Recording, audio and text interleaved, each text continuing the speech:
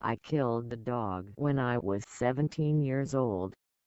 The dog was absolutely nothing and nobody gave him a shit.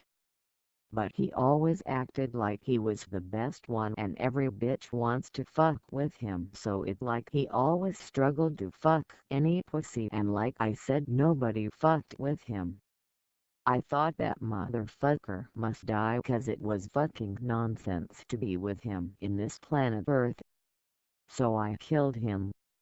I fucking killed him, shit. I killed him all night long and I killed him twice, and it was like, holy shit, I am killing this motherfucker and now no more bastard around me. Holy shit, I am killing this motherfucker and now no more bastard around me. Holy shit, I am killing this motherfucker and now no more bastard around me. Holy shit, I am killing this motherfucker and now no more bastard around me.